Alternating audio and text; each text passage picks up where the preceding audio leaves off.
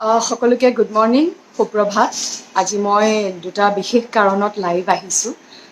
কাৰণ দুটা হৈছে, প্ৰথমটো হৈছে কালি মই হেডলাইনৰ দৰে দুইটা কাৰণ আগতে কৈ লৈছোঁ। কালি মই এটা পোষ্ট দিছিলোঁ মোৰ ফেচবুক একাউণ্টত, আৰু দ্বিতীয়টো হৈছে মূলা গাভৰু নাটকখন।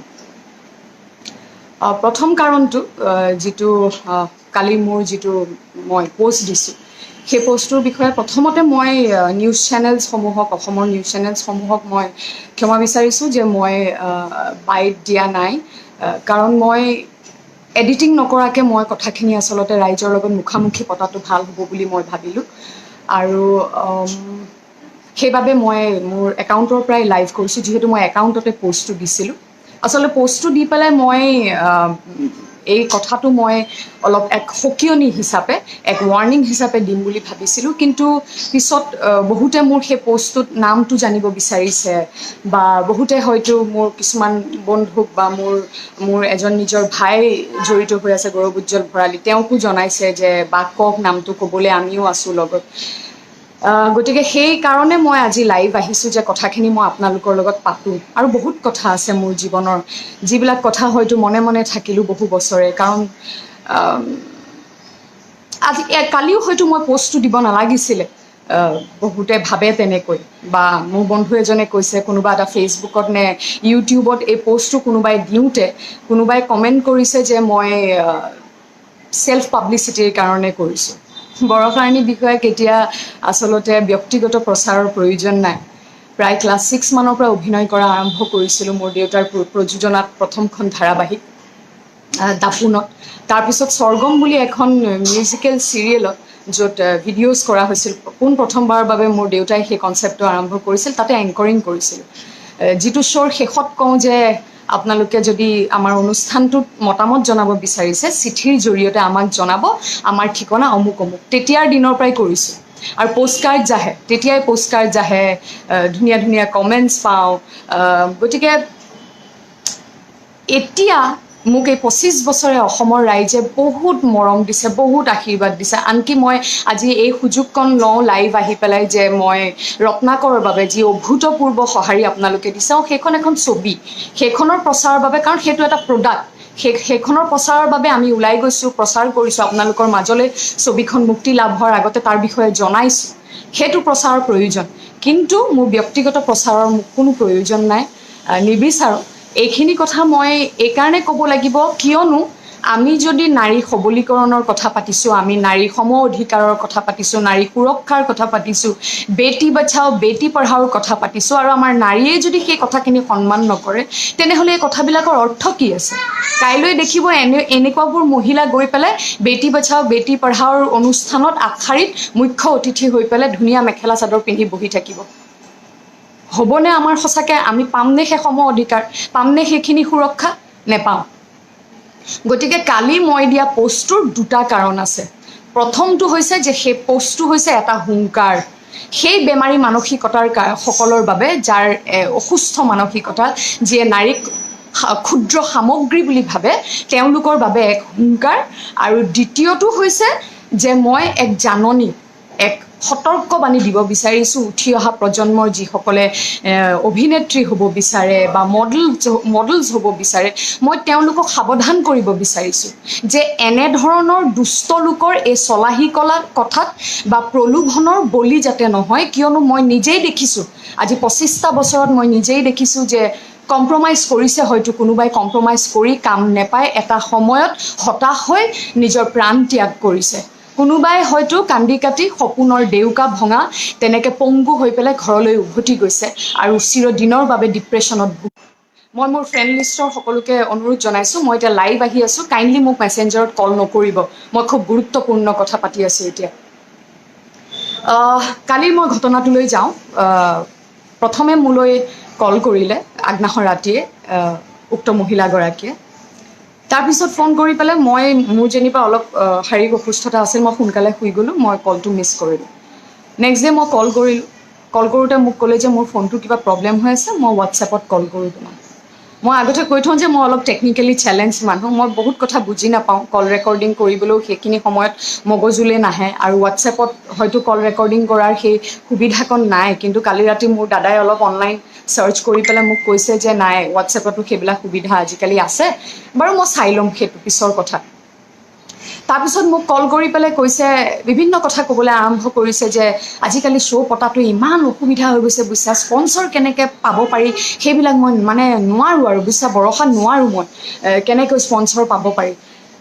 বৰ মানে হতাশ হৈছোঁ মই। আৰু তোমাক মই এতিয়া যিটো কথা ক'বলৈ গৈ আছোঁ, সেই কথাটো শুনি হয়তো তুমি মোক চৰিয়াইও দিব পাৰা, এক্সৰ মাৰিব পাৰা, তথাপিও কথাটো মই তোমাক ক'ব লাগিব। মই কৈছোঁ কি কথা? তেতিয়া তেওঁ ক'লে যে বোলে এনেকৈ নাম ল'লে উক্ত অনা অসমীয়া ব্যৱসায়িকজনে, তোমাক খুব ভাল পায়, পচন্দ কৰে, হি লাইকছ ইউ অ লট, গতিকে তোমাক এটা ফৰেন ট্ৰিপ দিব বিচাৰিছে। মই অকণমান ৰৈ পেলাই মই কৈছোঁ কি কৈছা? ফৰেন ট্ৰিপ দিব বিচাৰিছে। মই কৈছোঁ কিয়? তাৰপিছত মোৰ পটককৈ মোৰ খং উঠিছে আচলতে, কিহৰ কাৰণে মোক ফৰেন ট্ৰিপ দিব? মই কি নিজে যাব নোৱাৰোঁ নে কি? কোনোবাই মোক ভাল পাই কিবা এটা উপহাৰ দিছে, মোৰ এনেকুৱা কণ কণ ভাইটি ভণ্টি আছে, অনুৰাগী আছে, যাক মই ভাইটি ভণ্টি পাতি লৈছোঁ, মোক উপহাৰ দিছে। মই কওঁ যে কেতিয়াও মোক তোমালোকৰ মা দেউতাৰ উপাৰ্জনেৰে উপহাৰ নিদিবা, তোমালোকে যিদিনাখন কৰ্ম কৰি পেলাই আৰ্জিবা সেইদিনাখন মোক উপহাৰ দিবা। এইটো কি কথা হ'ল? মোক ফৰেন ট্ৰিপ দিব, কি বুজাব বিচাৰিছে? হা? তাৰপিছততো মোৰ হাত ভৰি কঁপিবলৈ ধৰিলে যে আচলতে তেওঁ মোৰ উক্ত মহিলাগৰাকী মোৰ বহুত কথা মই শুনি আহিছিলোঁ তেওঁৰ বিষয়ে, বিভিন্ন কথা শুনি আহিছিলোঁ। এনেকৈ তেওঁ কেনেকৈ প্ৰলোভন দিয়ে, সৰু সৰু ছোৱালীবিলাকক কেনেকৈ প্ৰলোভন দিয়ে, আৰু বহুত তেওঁৰ ঘটনা মই শুনি আহিছিলোঁ। কিন্তু মই বিশ্বাস কৰা নাছিলোঁ, কিয়নো এগৰাকী সফল নাৰীৰ বিষয়ে বহুতে বহুত কথা উলিয়ায়, তাৰ ময়ো হৈছোঁ বলি তেনেকুৱা কথাৰ। কিন্তু এইবাৰ মোৰ লগত ঘটিছে সেই ঘটনাটো, মই নিজ চকুৰে মই নিজ কাণেৰে শুনা পালোঁ সেই কথাটো। শুনা পাই পেলাই মই তেওঁক কৈছোঁ যে আপুনি মোক সাহস কেনেকৈ কৰিলে এইষাৰ কথা ক'বলৈ? ক'ত সাহস পালে এইষাৰ কথা ক'বলৈ? আৰু কাক কৈছে আপুনি এইষাৰ কথা? সেইবুলি কৈ পেলাই মই কলটো ডিছকানেক্ট কৰিলোঁ। আৰু মই অকণমান সময় চিন্তা কৰি পেলাই মই এটা কথা চিন্তা কৰি পালোঁ যে নহয়, এই কথাটো মই অলপ ৰাজহুৱা কৰিব লাগিব, এই কথাটো মই ক'ব লাগিব ছ'চিয়েল মিডিয়াৰ জৰিয়তে হওক, যিটো আজিকালি খুব শক্তিশালী মাধ্যম, মই এই কথাটো ক'ব লাগিব। তাৰপিছত মই এটা পষ্ট দিলোঁ, পষ্টটোত বহুত কমেণ্টছ আহিছে, আপুনি নাম কৈ দিয়ক, অমুকটো কৈ দিয়ক। নাম মই ক'ব বিচৰা নাই, দুটা কাৰণত মই নাম ক'ব বিচৰা নাই। মই ক'ম কাৰণ দুটা। তাৰ আগতে মই এই যে বেমাৰী মানসিকতা বুলি কৈছোঁ, যিবিলাকে নাৰীক ক্ষুদ্ৰ সামগ্ৰী বুলি ভাবে, তেওঁলোকক মই সাৱধান কৰি দিছোঁ যে এনেকুৱা কথাৰ যাতে কোনো ধৰণৰ সাহস নকৰে। আৰু মই আমাৰ ছোৱালীবিলাককো, আমাৰ নাৰীক, মহিলাসকলকো মই অনুৰোধ জনাইছোঁ যাতে এনেকুৱা কথাত এওঁলোকক উৎসাহিত নকৰে। মই সেই বেমাৰী মানসিকতাৰ লোকসকলক এটা কথা কওঁ যে আপোনালোকৰ এই মানসিকতাৰ কাৰণেই হয়তো কিছুসংখ্যক নাৰীয়ে আজি পেটৰ তাড়নাত সেই অবাঞ্ছিত কৰ্মক পেচা হিচাপে লৈছে। গতিকে ইমান মন যদি গৈছে, সেই পেচাগতভাৱে যিয়ে এই অবাঞ্ছিত কৰ্ম কৰি আছে, তেওঁলোকৰ ওচৰলৈ যাওক। সকলো মহিলাক সহজলভ্য বুলি নাভাবিব, মহিলাকে সহজলভ্য বুলি নাভাবিব। আৰু মই সেই মহিলাগৰাকীৰ নাম মই ক'ব বিচৰা নাই দুটা কাৰণত। সেই মহিলাগৰাকী মোৰ পেহীৰ লগত পঢ়িছিলে স্কুলত, আৰু সেই আৱেগটো দেখুৱাই হয়তো মোক বহুতো কামত তেওঁ নিছিলে, মানে তেওঁ ফেশ্বনৰ লগত জড়িত, মই আপোনালোকক কৈছোঁৱে। কেইবাবাৰো মই ৰেম্প ৱাক কৰিছোঁ শ্ব' ষ্টপাৰ হিচাপে। মোক পেচাগত যি পাৰিশ্ৰমিক, সেই পাৰিশ্ৰমিক দিছে। মোৰ কৰ্মক তেওঁ শ্ৰদ্ধা জনাইছে, মই তেওঁৰ কৰ্মক শ্ৰদ্ধা জনাইছোঁ। কষ্ট কৰা দেখিছিলোঁ, কিন্তু তেওঁৰ বিষয়ে শুনি থকা কথাবিলাক মই বিশ্বাস কৰা নাছিলোঁ। আজি মই তেওঁৰ নাম নোকোৱাৰ কাৰণ দুটা, যে একটো মোৰ পেহীৰ লগৰ, আৰু দ্বিতীয়টো হৈছে যিটো মই নোৱাৰিলোঁ, মই খুব আৱেগিক এই বিষয়টোত, যে মই মাতৃ হ'ব নোৱাৰিলোঁ। তেওঁ এগৰাকী মাতৃ এটা সন্তানৰ, সেই সন্তানটোৱে হয়তো এইবোৰ কথা নেজানে, আৰু সেই সন্তানটোৰ কোনো দুখ নাই এইবিলাক কথাত। সেই সন্তানটোক মই মাক যেনেকুৱাই নহওক আল্টিমেটলি মাক হয়, আৰু মাকৰ সমান কোনো হ'ব নোৱাৰে। গতিকে মই সেই সন্তানটোক কষ্ট দিব নিবিচাৰোঁ কাৰণে মই নামটো নকওঁ, আৰু তেখেতক অনুৰোধ জনাইছোঁ কৰজোৰে যে ছোৱালীবিলাকৰ জীৱন ধ্বংস নকৰিব আপুনি। আৰু মই ছোৱালীখিনিক এতিয়া মোৰ জীৱনৰ কথা কিছুমান কওঁ। বম্বে গৈছিলোঁ, খুব ইচ্ছা আছিল মোৰ সকলোৰে দৰে বম্বেত কাম কৰিবলৈ, বলিউডত। আজিৰ পৰা প্ৰায় 10 বছৰ আগতে এবাৰ 2021 চনতো গৈছিলোঁ আৰু তাৰপিছত মোৰ স্বামীয়ে যেতিয়া কাম কৰি আছিলে বম্বেত তেতিয়াও গৈছিলোঁ 10 বছৰ আগতে 2021 আহিছে চৰি 2001 চনত যেতিয়া গৈছিলোঁ 2001 চনত যেতিয়া গৈছিলোঁ এনেকুৱা কাষ্টিং ডাইৰেক্টৰ লগ পাইছিলোঁ মই যিবিলাক কাষ্টিং ডাইৰেক্টৰে মাতি লৈ গৈ পেলাই বাহিৰত বহি থাকোঁ যিটো বাহিৰৰ অফিচ মাতি নিয়ে ভিতৰলৈ কয় আহি মেডাম আকৌ আণ্ডাৰ বুলাই আহে ভিতৰলৈ গৈ পেলাই দেখো এখন বিচনা আছে এটা কম্পিউটাৰৰ সন্মুখত মানুহজন বহি আছে বহি পেলাই কয় मैडम आपका प्रोफाइल बहुत अच्छा लगा फोटोज भी अच्छे लगे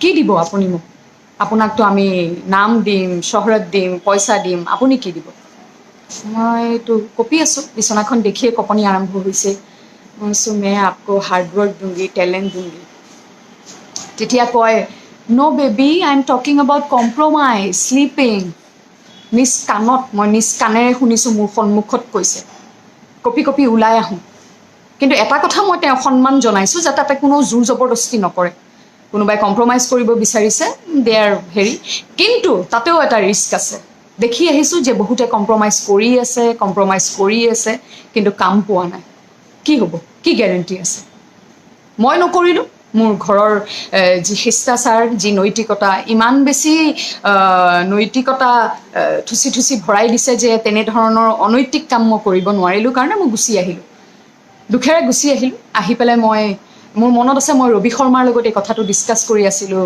কোনোবা এখন ছবি কৰি থাকোঁতে ৰবিয়ে বৰ সুন্দৰ কথা এটা কৈছিলে মই ৰবিক সুধিছিলোঁ ৰবি তোমাৰতো ইমান টেলেণ্ট আছে ইমান তুমি ধুনীয়া দেখিবলৈ কিয় তুমি বাহিৰত ট্ৰাই নকৰা তেতিয়া ৰবিয়ে কৈছিলে বৰষা বাহিৰৰ এখন জংঘলত এখন বিশাল জংঘলত মেকুৰী বা শিয়াল হৈ থকাতকৈ মই মোৰ জংঘলৰ বাঘ হৈ থাকিব বিচাৰিম সেই কথাটো মোক ক্ৰিয়া কৰিছে তেতিয়াৰ পৰাই মই ভাবিলোঁ যে মই নিজৰ ভূমিত অসমত ভাল কাম কৰোঁ ভাল কাম কৰিলে নিশ্চয় কোনোবা এদিন চকুত পৰিব আৰু মই এটা কথা ক'ব বিচাৰোঁ যে সফলতা কেতিয়াও সহজে কোনেও পাব নোৱাৰে সফল হ'বলৈ বা সফলতা আৰ্জিবলৈ মানুহে কষ্ট কৰিবই লাগিব ইয়াৰ কোনো শ্বৰ্টকাট নাই ছাকচেছৰ কোনো শ্বৰ্টকাট নাই you have to work hard you have to be dedicated তাৰপিছত গুচি আহিলোঁ তাৰপিছত মই যেতিয়া স্বামীৰ লগত আছিলোঁ এখন চিৰিয়েল কৰি আছিলোঁ আপোনালোক সকলোৱে দেখিছিল এখন চিৰিয়েল অৱশেষত পালোঁ পিছত আৰু যেতিয়া বহুত বছৰৰ পিছত 7-8 বছৰৰ পিছত গৈছিলোঁ চিৰিয়েল এখন পালোঁ চিৰিয়েলখন কৰি থাকোঁতে যিজন ডাইৰেক্টৰ এদিন তেওঁ মোৰ পিঠিত হাত ফুৰাই কথা ক'লে কোনোবাই পিঠিত এনেকৈ পটককৈ হাতটো মাৰি কথা ক'ব পাৰে সিমানখিনি লিবাৰেল সিমানখিনি অ'পেন মাইণ্ডেড মই হয় কিন্তু হাত ফুৰোৱাৰো আমাৰ নাৰীসকলৰ এনেকুৱা এটা ছিক্স চেন্স আছে এনেকুৱা এটা ইনষ্টিংক্ট আছে যে আমি গম পাই যাওঁ যে সেই হাত ফুৰোৱাৰ অৰ্থটো কি সেইদিনাখনে সেই কামটো বাদ দিছিলোঁ আৰু অসমলৈ ঘূৰি গুচি আহিছিলোঁ আৰু কাণত ধৰিছিলোঁ যদি ইয়াত মোৰ কাম দেখি কোনোবাই মাতি নিয়ে মই কৰিম কিন্তু ভৱিষ্যতে মই আৰু তাতে গৈ কাৰো দুৱাৰত টুকুৰিয়াই পেলাই মই কাম বিচাৰিবলৈ নাযাওঁ গতিকে নাৰীৰ কাৰণে যদি আমি এক সুৰক্ষিত সমাজ বিচাৰিছোঁ আমি নিজেই অলপ সবল হ'ব লাগিব শক্তিশালী হ'ব লাগিব আমাৰ ঘৰত দুৰ্গা পূজা পাতে নেজানো দুৰ্গা পূজা অৰ্থ কি বা দুৰ্গা পূজাই কি কৰিব মোৰ মনৰ আশা মই বম্বেত এখন হিন্দী চিনেমা কৰিব বিচাৰিছোঁ তৎক্ষণাত সেই পূৰণ নহয় কিন্তু এটা কথা শিকিছোঁ সেই সৰুৰ পৰা এতিয়ালৈকে প্ৰতিমাক দেখি দুৰ্গাৰ প্ৰতিমাক যে মহিষাসুৰক বধ কৰি থাকে এটা কথাই শিকিছোঁ যে অন্যায়ৰ প্ৰতিবাদ কৰিব লাগে অন্যায়ৰ প্ৰতিবাদ কৰিব লাগে আৰু শেষত সদায় ভালৰ জয় হয় কেতিয়াও ভুলৰ জয় হ'ব নোৱাৰে কেতিয়াও বেয়াৰ জয় হ'ব নোৱাৰে গতিকে কালি মই পষ্টটো দিলোঁ বহুতেই মোক কৈ আছে নাম কওক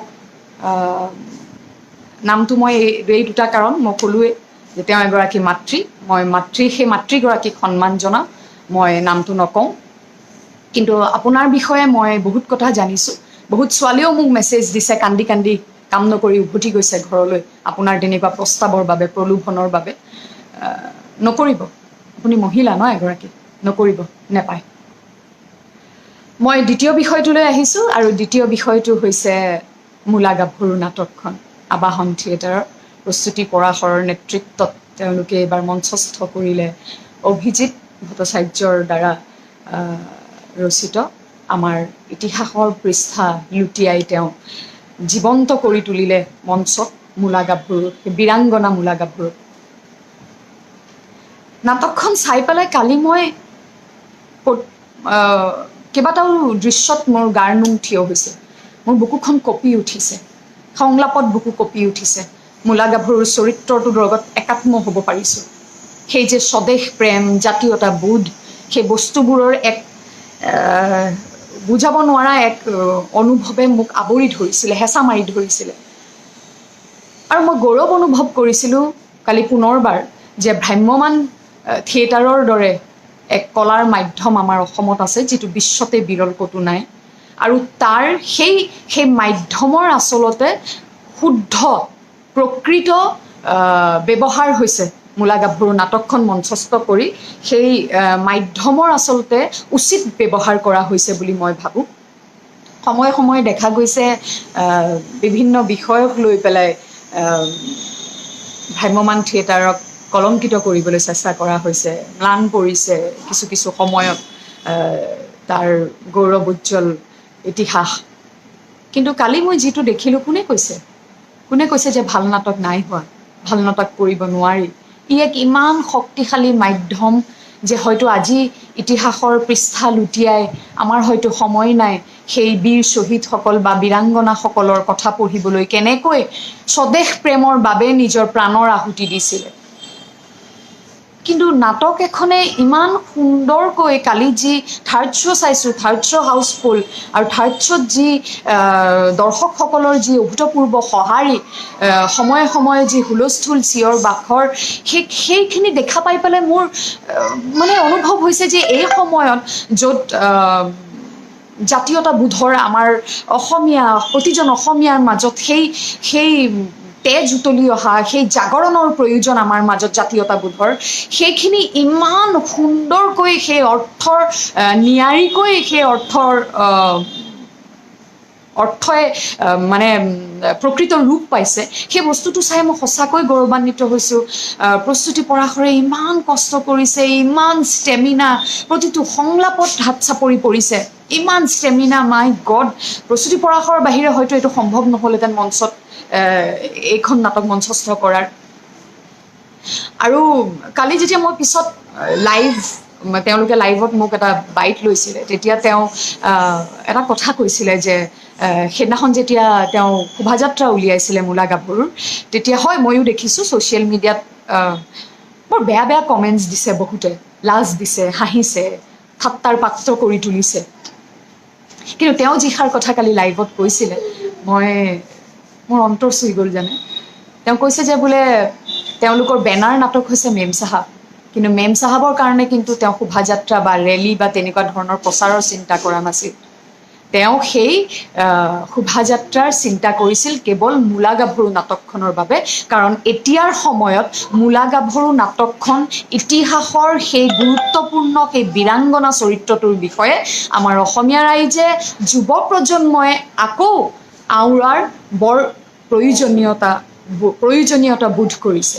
সেইকাৰণে তেওঁ তেনেধৰণে প্ৰচাৰ কৰিবলৈ চেষ্টা কৰিছিল, কাৰণ আজিকালি প্ৰচাৰৰ অবিহনে নাটক বা ছবিত দৰ্শক আনিবলৈ অকণমান অসুবিধা হৈ পৰিছে। গতিকে মই এইখিনিতে প্ৰতিজন প্ৰকৃত অসমীয়াক অনুৰোধ জনাইছোঁ, অইন নহ'লেও আপোনালোকে মূলা গাভৰু নাটকখন চাওক, আপোনালোকৰ কণ কণ শিশুসকলক লৈ গৈ চাওক, বিশেষকৈ ছোৱালীসকলক, আপোনালোকৰ কন্যা সন্তানক লৈ গৈ পেলাই এই নাটকখন দেখুৱাওক, প্ৰতিবাদ কৰিবলৈ শিকাওক অন্যায়ৰ। বিশেষ নকওঁ, বেছি দীঘলীয়া নকৰোঁ। আপোনালোকৰ আজি দেওবাৰটো সুন্দৰ হওক। পুনৰবাৰ মই সকলোকে অনুৰোধ জনাইছোঁ, বিশেষকৈ উঠি অহা প্ৰজন্মৰ যিসকলে সপোন দেখিছে অভিনেত্ৰী হোৱা, মডেল হোৱা, সপোন সঁচা হয়, নিষ্ঠাৰে, সততাৰে কষ্ট কৰি সেই সপোন সঁচা কৰিবলৈ আগবাঢ়া কোনেও বাধা দি ৰখাব নোৱাৰে। যদি প্ৰতিভা আছে, সেই প্ৰতিভাৰ বহিঃপ্ৰকাশ হ'বই, কাৰণ সেই প্ৰতিভা ভগৱানে এনেই দিয়া নাই।